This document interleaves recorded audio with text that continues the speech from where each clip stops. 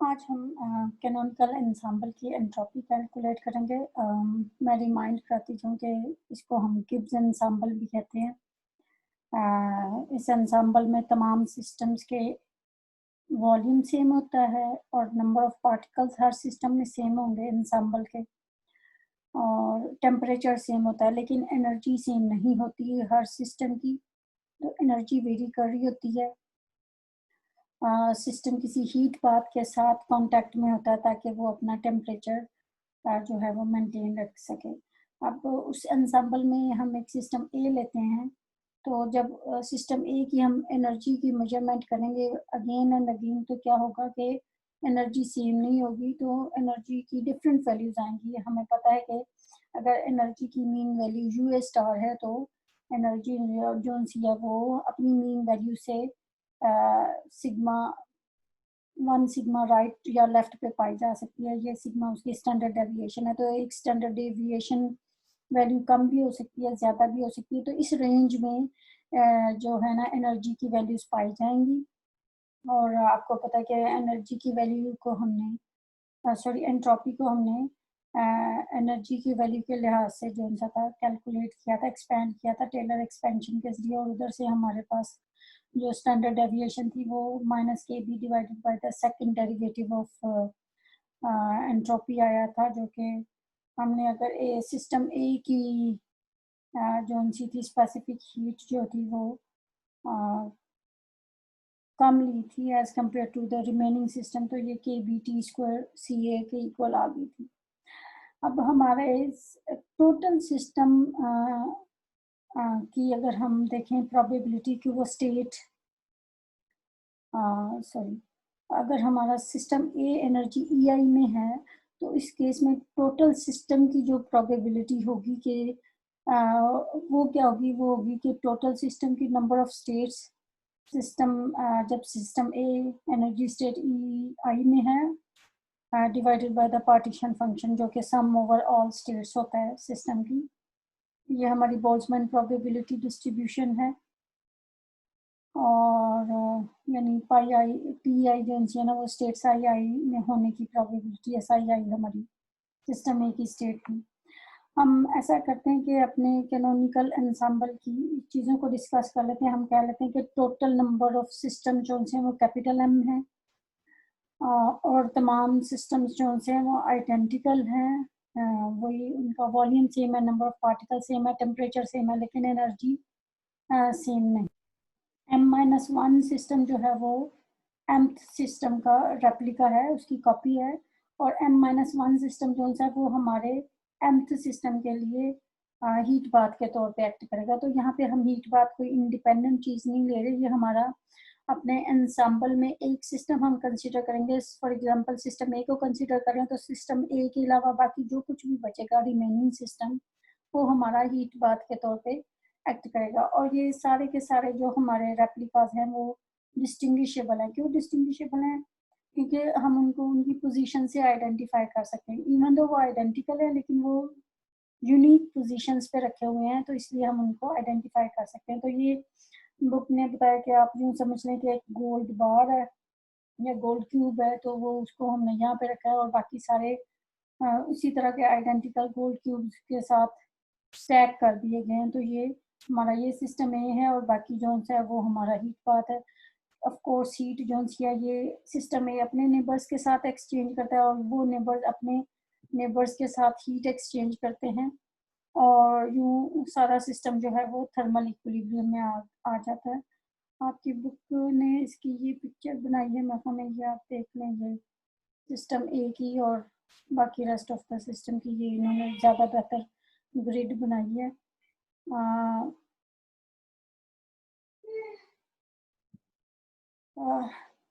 States आई आई में जो systems हैं उनकी तादाद एन आई है। स्टेट्स आई वन में जो सिस्टम्स हैं उनकी तादाद एन वन है। स्टेट्स आई टू में जो सिस्टम्स हैं उनकी तादाद N two N so on so forth हो जाएगा। एन फाइव में जो सॉरी स्टेट्स आई फाइव में होंगे जो सिस्टम, उनकी तादाद हम एन फाइव ले लेंगे। तो जो नंबर ऑफ पॉसिबल अरेंजमेंट्स हो सकती हैं हमारे ऐसे सिस्टम की, वो क्या होंगी?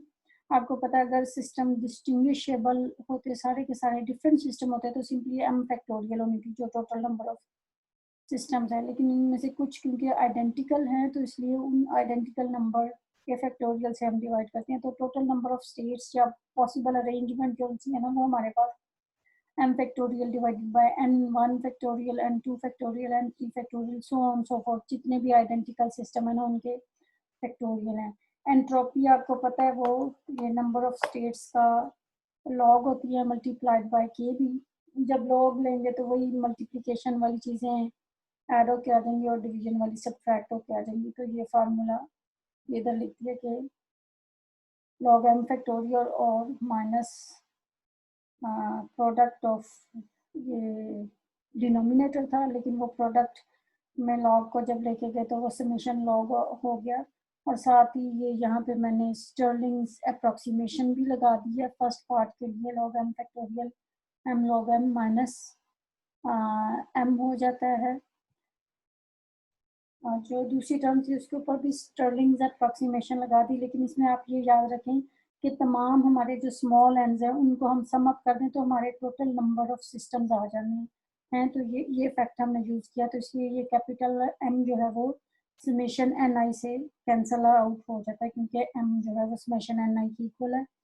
और यही वैल्यू जो है ना हम यहाँ पे भी सब्सटीट्यूट करेंगे, ये यहाँ पे सब्सटीट्यूट की तो ये चीज़ summation ni log m minus summation ni log ni हो जाएगा, लॉग सॉरी ni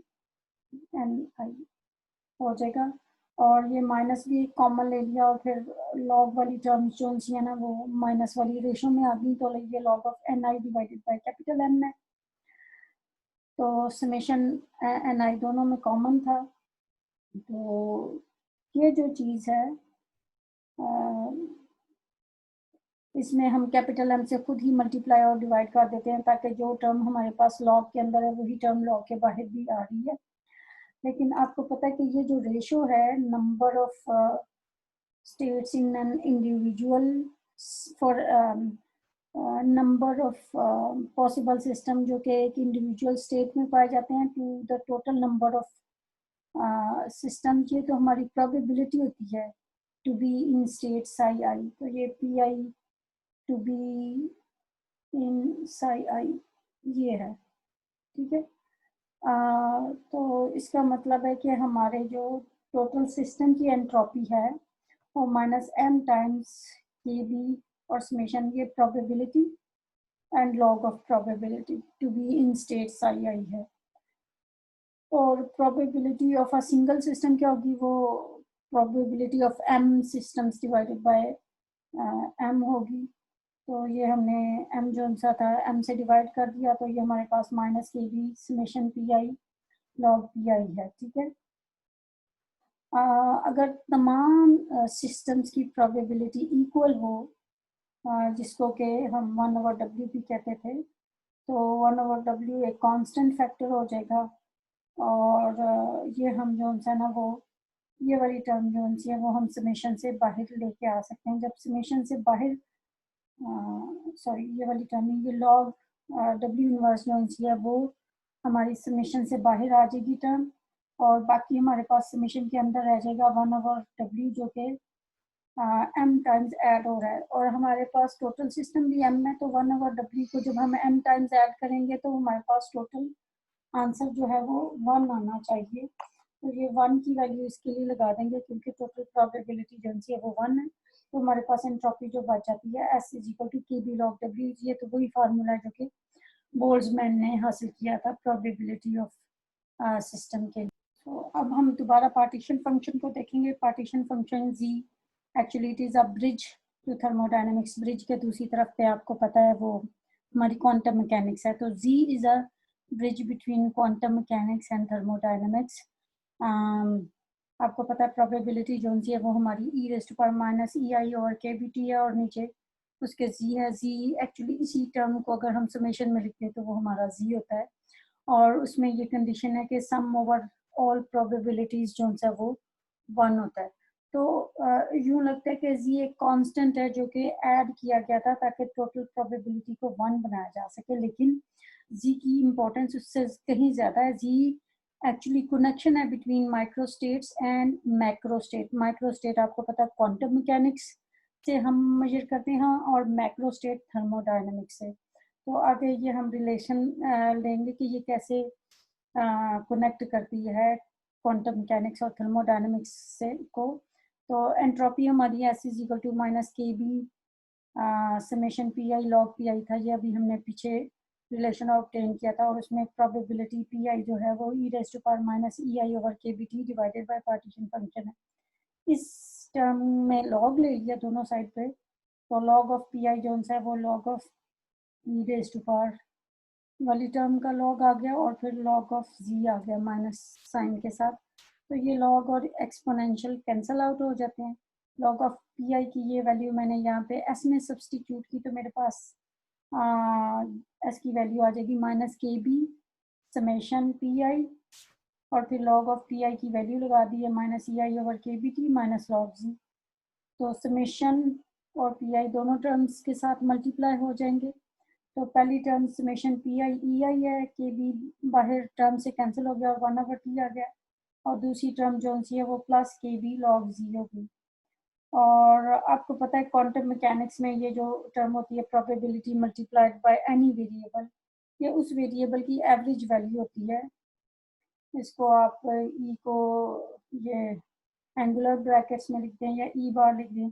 आपकी बुक ने इसको यू बार करके लिखा है, तो मैं भी यू बार करके लिखती हूँ। तो ये हमारे पास entropy equals to U bar divided by T plus K B log C के इक्वल आ गई है। इसको हम थोड़ा सा रीअरेंज करेंगे।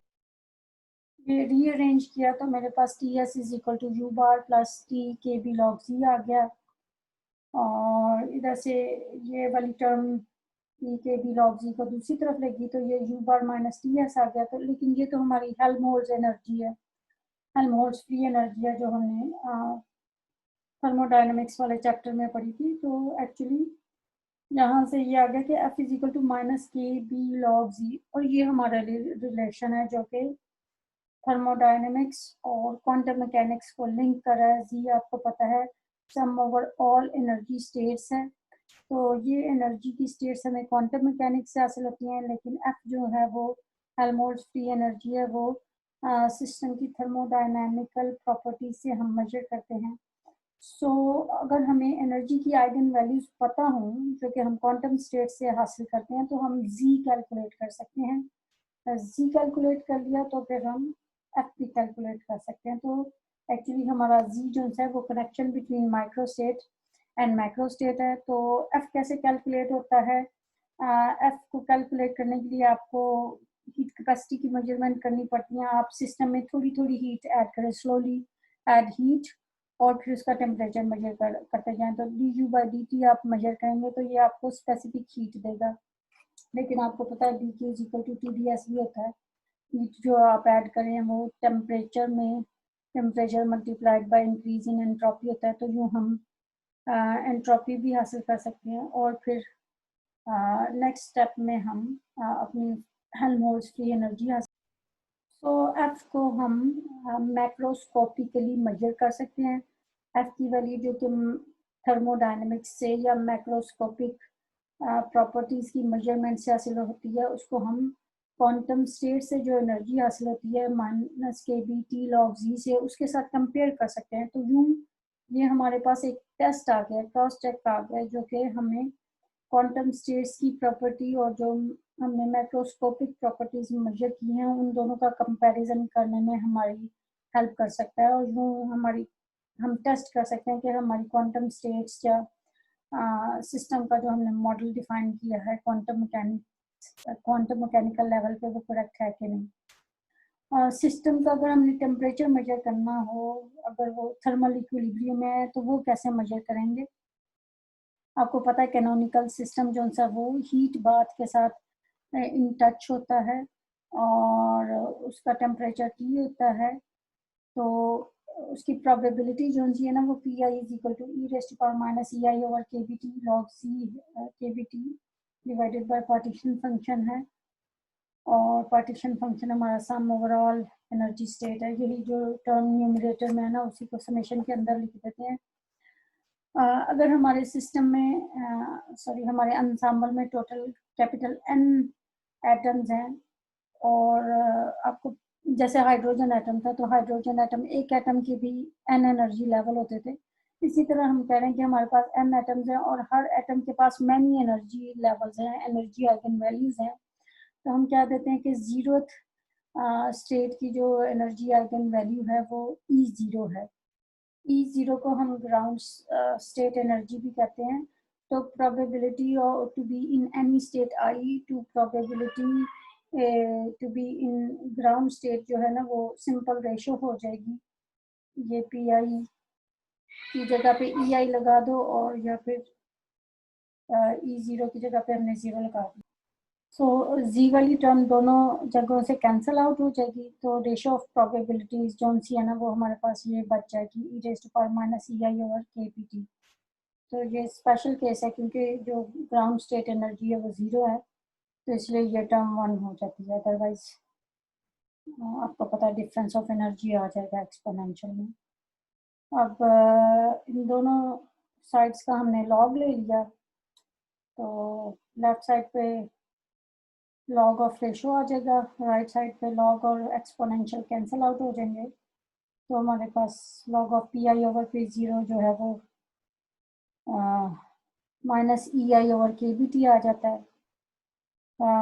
T को हम दूसरी तरफ ले जाएंगे और लॉग ऑफ PI को इस तरफ ले आएंगे, तो हमारे पास टेम्परेचर जो है ना सिस्टम का वो क्या आ जाएगा, वो हम -EI/kB log of ratio of probabilities है। तो अगर सिस्टम थर्मल इक्विलिब्रियम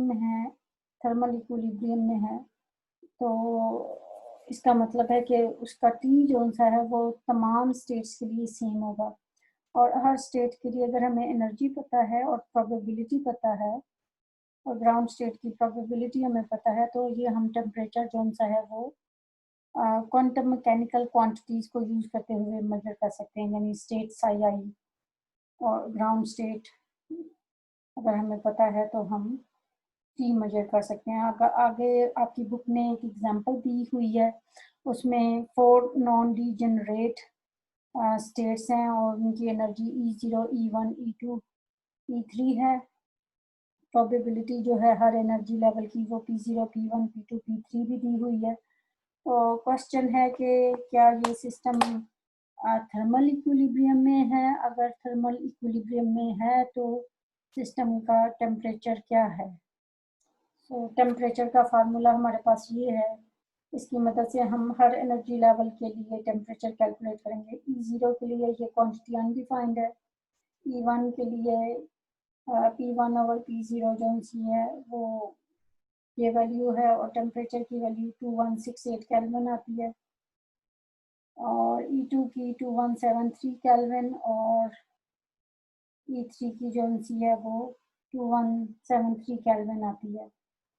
तो यानी हमारे पास T1, अगर मैं हर सिस्टम के टेम्परेचर को डिफरेंट नाम दूँ तो T1, T2, T3 ये हैं।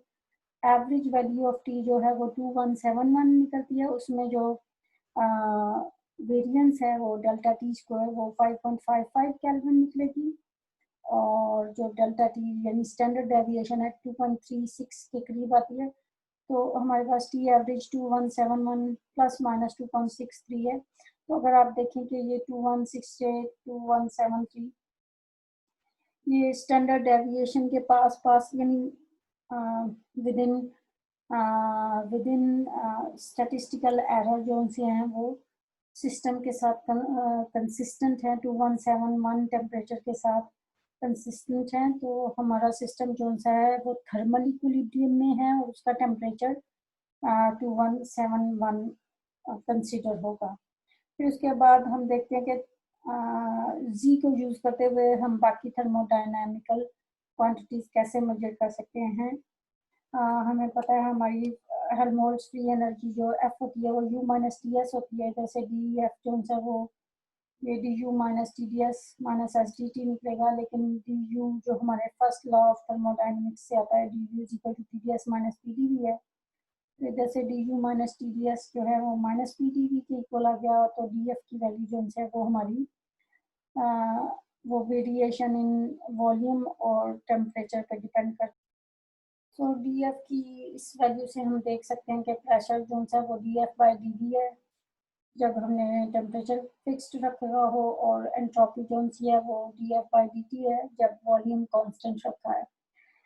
तो एफ जो है वो तो माइनस के बी टी लॉग सी है, तो एफ की ये वैल्यू जब सब्सटीट्यूट करें तो हमारे पास जो partial F over partial V आ जाएगा वो टी लॉग जी की डिफ्रेंशिएशन हो जाएगी विद रिस्पेक्ट टू वॉल्यूम, और partial F by partial T जो सा हो जाएगा वो टी लॉग जी की डिफ्रेंशिएशन हो जाएगी विद रिस्पेक्ट टू टेम्परेचर। तो हमारा जो